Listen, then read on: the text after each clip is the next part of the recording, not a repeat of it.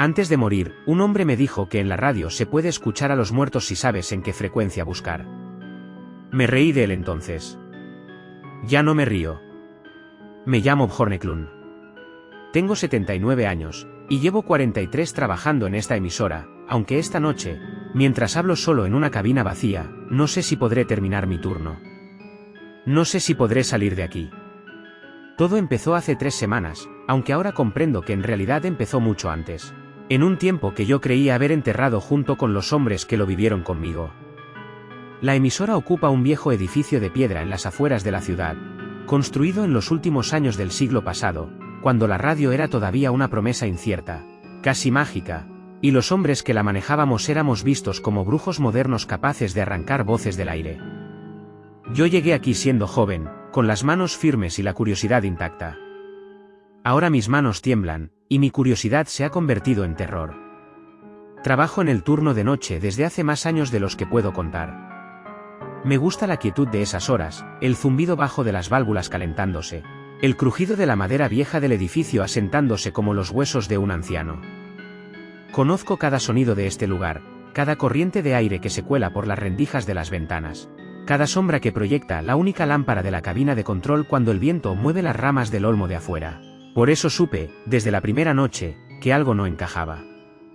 Fue un martes, recuerdo, porque los martes transmitíamos el noticiero agrícola y yo debía quedarme hasta tarde revisando los cilindros de cera con las grabaciones del día siguiente.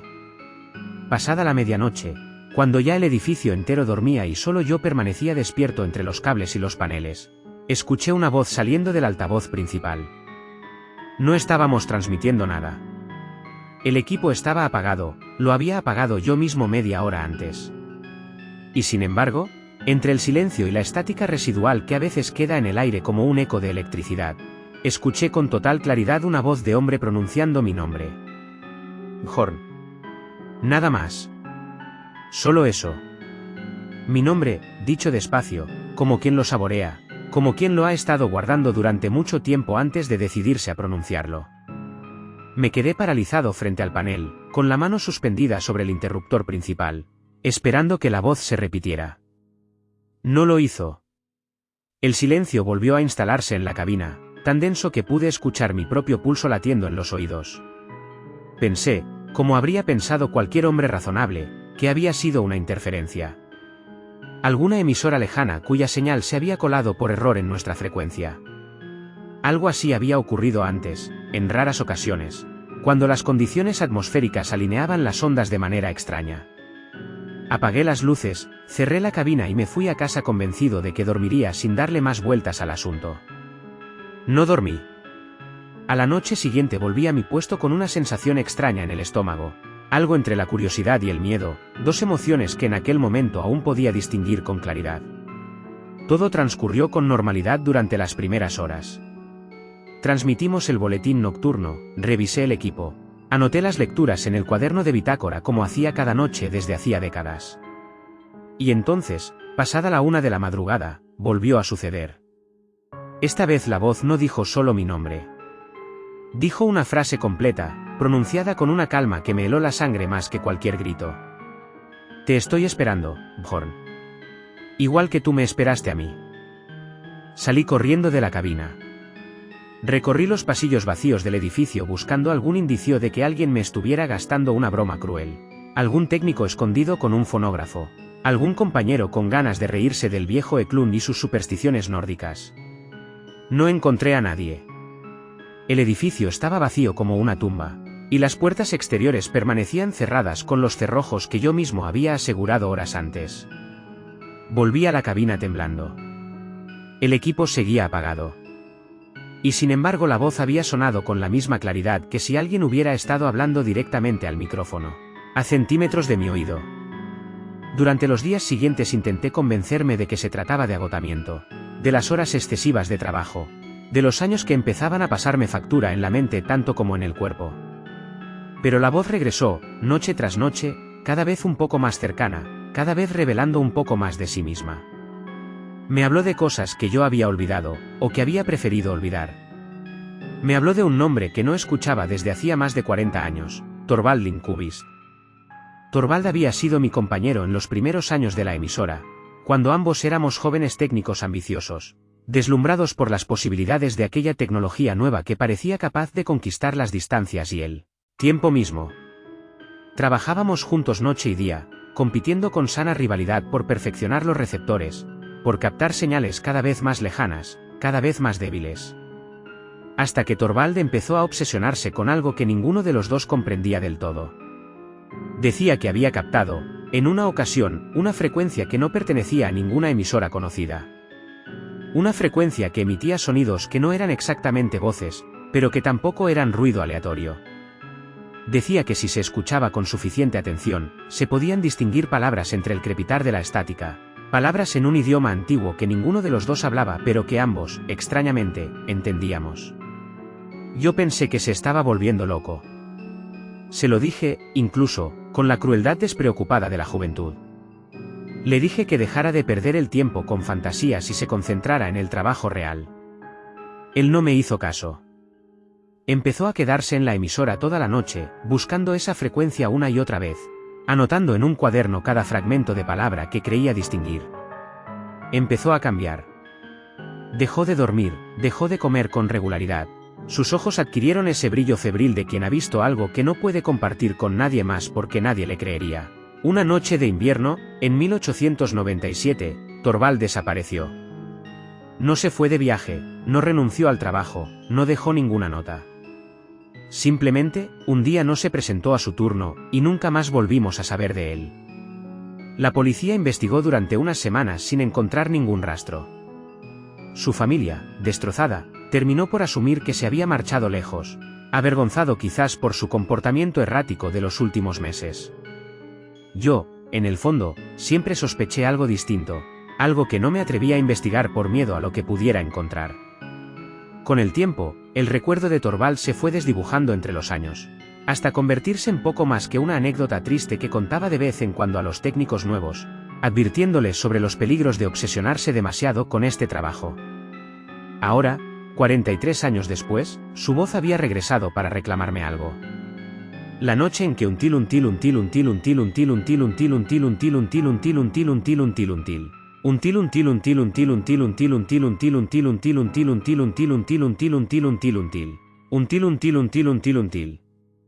Esa noche decidí no huir. Decidí, con el corazón latiéndome con una fuerza que temí que me fallara, sentarme frente al panel de control y responder. Encendí el equipo. Ajusté los diales lentamente, buscando esa frecuencia que Torvald había mencionado tantas veces en sus últimos meses de cordura, aquella que yo había descartado como un delirio de un hombre enfermo. Giré el dial despacio, escuchando el siseo constante de la estática, hasta que, entre el ruido, comenzó a formarse algo. Una respiración. Luego, su voz, más clara que nunca, tan cercana que sentí su aliento helado rozándome la nuca aunque estaba completamente solo en la cabina. Sabía que vendrías, Bjorn. Siempre supiste que esto no había terminado. Le pregunté, con la voz quebrada, qué era lo que quería de mí. Su respuesta me heló hasta la médula. Quiero que termines lo que empezamos juntos. Quiero que encuentres la frecuencia completa. La que yo encontré aquella noche, la que me mostró lo que hay al otro lado de las ondas. Tú me abandonaste entonces. No te creí capaz de escuchar. Pero ahora puedes. Le grité que no sabía de qué me hablaba, que él había desaparecido sin dejar rastro, que yo no tenía ninguna culpa en lo que le hubiera ocurrido. Su respuesta llegó acompañada de un sonido nuevo, un sonido que jamás olvidaré, un coro de voces susurrando al unísono, decenas, quizás cientos, todas hablando en ese idioma antiguo que Torvald había mencionado, todas convergiendo hacia un mismo punto invisible en el aire. No desaparecí, Bjorn. Crucé. Y desde entonces, he estado intentando volver, pero solo puedo hacerlo a través de alguien que sepa escuchar. Alguien como tú. Alguien que también sienta la llamada. Entendí entonces, con un terror que me paralizó completamente, que la obsesión de Torvald no había sido una simple locura. Había descubierto algo real, algo que se ocultaba en los intersticios de las ondas de radio, en las frecuencias que la tecnología humana apenas empezaba a rozar en aquellos años primitivos. Y esa cosa, fuera lo que fuera, lo había arrastrado consigo, dejando solo un eco atrapado entre las frecuencias, esperando durante 4 décadas la oportunidad de regresar. Apagué el equipo de golpe. Corrí de la cabina, corrí por los pasillos oscuros del edificio, tropezando con cables y sillas, buscando la salida con una desesperación que no sentía desde que era joven. Pero cuando llegué a la puerta principal, descubrí que estaba cerrada. No con el cerrojo que yo mismo había asegurado, sino con algo más. Algo que no podía ver pero que sentía presionando desde el otro lado. Como si el aire mismo se hubiera solidificado contra la madera. Regresé a la cabina porque no tenía otro lugar a donde ir. Y allí, frente al panel de control, encontré algo que no estaba antes, el cuaderno de Torvald. El mismo cuaderno donde anotaba sus hallazgos, cubierto de polvo de 4 décadas. Abierto exactamente en la última página que había escrito antes de desaparecer. La letra, temblorosa hacia el final, decía: si alguna vez escuchas esto, Bjorn, no respondas. No importa lo que digan, no importa cuánto se parezca su voz a la mía. Lo que cruzó no es Torvald. Es algo que aprendió a sonar como él escuchando sus propias grabaciones durante años, esperando el momento exacto de usar mi voz para atraer a alguien más hacia el otro lado. Entendí entonces, con un horror que me quitó el aliento, que la voz que llevaba semanas escuchando no era mi antiguo amigo buscando redención o venganza. Era otra cosa, algo sin nombre que había aprendido, con paciencia inhumana, a imitar perfectamente los recuerdos que yo guardaba de Torvald, usando exactamente las palabras que más me dolerían, las que más me harían dudar, las que más fácilmente me convencerían de bajar la guardia. Detrás de mí, el altavoz volvió a encenderse solo. La voz de Torvald sonó de nuevo, pero esta vez algo en su tono había cambiado. Algo se había quebrado en la máscara que llevaba puesta durante todas esas noches. Has leído lo que no debías, Bjorn. Pero ya es tarde. Ya escuchaste suficiente. Ya sabes suficiente. Y eso, en esta frecuencia, es todo lo que necesito.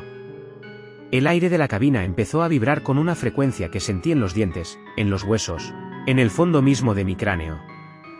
Las luces parpadearon violentamente. Y entre el ruido ensordecedor de la estática, comencé a escuchar mi propia voz, saliendo del altavoz, pronunciando palabras que yo nunca había dicho, en ese idioma antiguo que ahora, para mi horror, comprendía perfectamente. Me estaba escuchando a mí mismo cruzar. Ahora estoy aquí, terminando este relato en un cuaderno que quizás nadie encuentre nunca, en una cabina que empieza a sentirse cada vez menos como un lugar y cada vez más como un umbral. La voz de Torvald, o lo que fuera que llevaba su voz, ha dejado de hablarme. Ahora solo escucho el coro, cada vez más cerca, cada vez más numeroso, y entre esas voces antiguas empiezo a distinguir, con un terror que ya no tengo fuerzas para sentir del todo, una nueva voz uniéndose al coro. Es la mía. Si alguna vez encuentran este cuaderno, si alguna vez alguien enciende de nuevo el equipo de esta vieja emisora abandonada y gira los diales buscando una frecuencia que no debería existir, les suplico que no respondan. No importa lo que escuchen. No importa a quién se parezca la voz. Ya somos demasiados esperando del otro lado, y cada noche, entre la estática, seguimos aprendiendo a sonar un poco más como los vivos.